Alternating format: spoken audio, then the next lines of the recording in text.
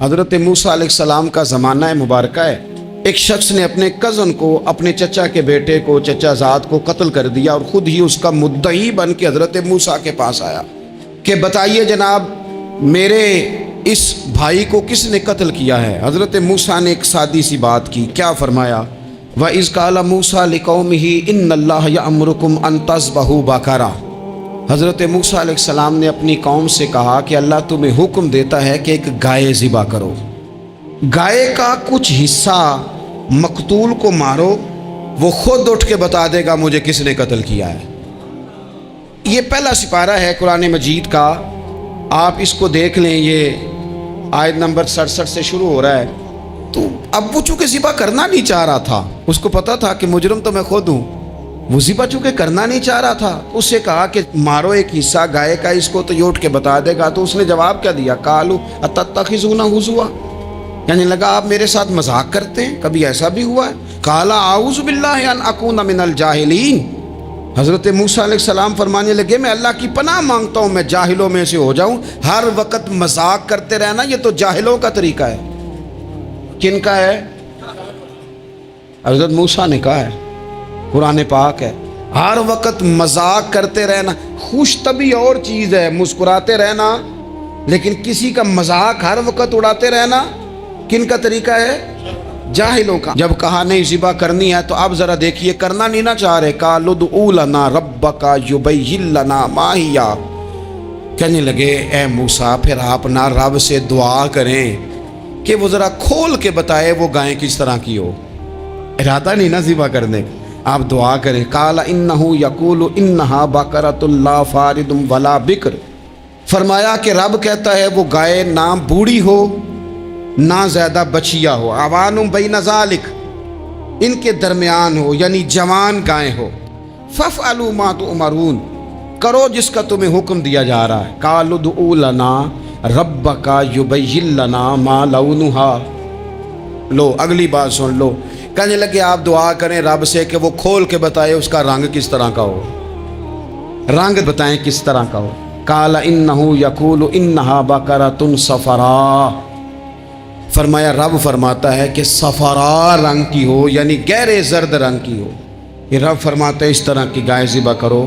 فاقع لونھا تسر الناظرین، اور جب کوئی اسے دیکھے تو اسے اچھا بھی لگے، آنکھوں کو اچھی لگے وہ گائے، اس طرح کی گائیں ذبح کرو۔ لو اتنی باتیں بتا دی۔ قالوا ادع لنا ربک یبین لنا ما ہی، کہنے لگے نہیں آپ پھر دعا کریں اللہ ذرا کھول کے بتائے گائیں کس طرح کی ہو۔ ان البقرہ تشابہ علینا، ہمیں ذرا گائیں پر شبہ پڑ گیا ہے کس طرح کی ذبح کرنی چاہیے۔ وَإِنَّا انشاءاللہ لمہتدون، اگر اللہ نے چاہا تو ضرور ہم ہدایت پا جائیں گے۔ پھر اللہ تعالیٰ نے فرمایا کہ قال انہ یقول انہا بقرۃ لا ذلول تثیر الارض، گائیں اس طرح کی ہو کہ وہ کبھی کھیتی میں نہ چلائی گئی ہو، یعنی اس کو کبھی کام نہ اس سے لیا گیا ہو۔ بیل کو لوگ لگاتے تھے نا، جو کام آج ٹریکٹر سے لیا جاتا ہے وہ گائے بیل سے لیا جاتا تھا، تو وہ کھیتی باڑی کے کام نہ اس کو لگایا گیا ہو۔ ولا تسقی الحرث، اور نہ اس سے پانی نکالا گیا ہو، نہ کھیت چلانے ہل چلانے میں لگائی گئی ہو، اور وہ جو کنواں ہوتا تھا جس کے گرد گائیں گھومتی تھی، تو کہا وہ بھی کام اس نے نہ کیا ہو گائے نے۔ مسلمۃ لا شیۃ فیہا، وہ ہر عیب سے پاک ہونی چاہیے۔ قالوا الآن جئت بالحق،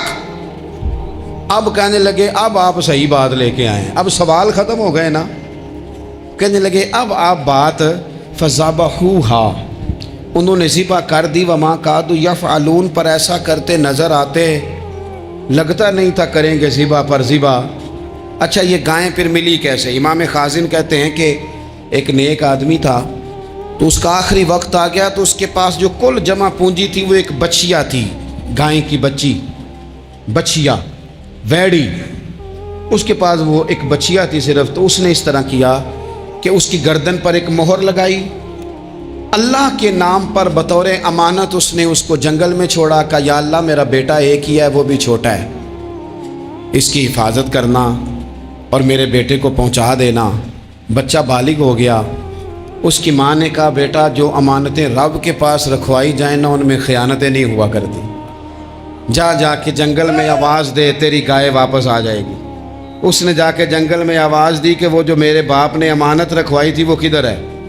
وہ نشان لگی ہوئی گائیں دوڑتی ہوئی اس کے پاس آئی۔ واللہ خیر الرازقین، جب رب بندوبست کرے، جب اللہ بندوبست کرے تو پھر معاملہ اور ہوتا ہے۔ وہ گائے آ گئی۔ اب اس نے کیا کیا اس نوجوان نے کہ وہ گائے گھر لایا، ماں سے آ کے کہا کہ اماں یہ تو اللہ نے فضل کر دیا۔ ماں کہنے لگی پتر حالات ہمارے خراب ہیں، منڈی میں لے جا اسے بیچ دے، لیکن سودا میری مرضی کے بغیر طے نہ کرنا۔ کس کی مرضی کے بغیر؟ کس کی؟ اماں کی مرضی۔ اور سنو یار، تھے کچھ لوگ جن کو لوگوں نے تانے بھی دیے کہ تم ماں کے پیچھے لگ گیا ہے، لوگوں نے بڑا کچھ کہا، پر جو ماں کی مرضی پہ لگے ناکام نہیں ہوتے زندگی میں۔ یہ دیکھو ماں کی مرضی پہ لگا۔ اس کی قیمت کتنی تھی گائے کی؟ بڑی مہنگی تھی، پر 3 دینار کی تھی۔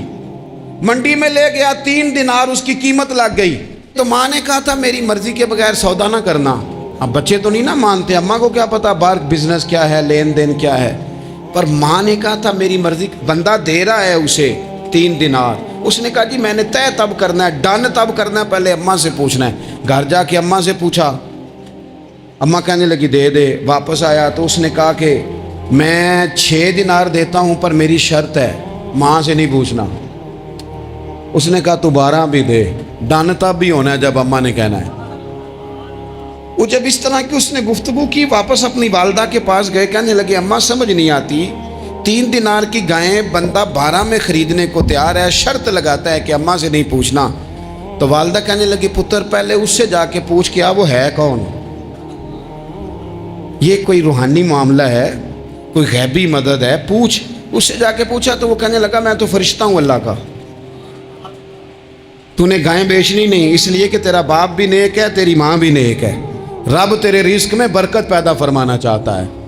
ماں باپ نیک ہونا، رزق میں برکت ہو جاتی ہے۔ ماں باپ نیک ہوں، ان کی صالحیت کا اثر پہنچتا ہے بچوں تک۔ رزق حلال کما کے لانے والے ہوں تو گھر میں برکت ہوتی ہے۔ جا کے کہا کہ تیرے ماں باپ نیک تھے، اسے نہ بیچنا گائے کو، تو کیا کریں؟ کہنے لگے بنی اسرائیل والے سوال کر کر کے خود مشکل میں آ گئے۔ اب وہ ایسی گائے جو جوان بھی ہو، یہاں تو ہر غریب آدمی اپنی گائیں یہاں لگا دیتا ہے، کھیتی باڑی میں یہاں لگا دیتا ہے، کنویں میں پانی نکالنے میں، تو یہاں تو ہر ایک کی گائیں، تو ایسی گائیں جس کا رنگ بھی اتنا پیارا ہو، زیادہ بوڑھی زیادہ بچی بھی نہ ہو، اور ابھی تک کھیت میں بھی نہ لگی ہو، وہ سوائے تیرے کہیں نہیں ہے۔ اس نے کہا چل پھر مہربانی کر بتا میں کتنے کو دوں گائیں، اگر وہ آ جائیں تو کتنے کو بیچنی ہے؟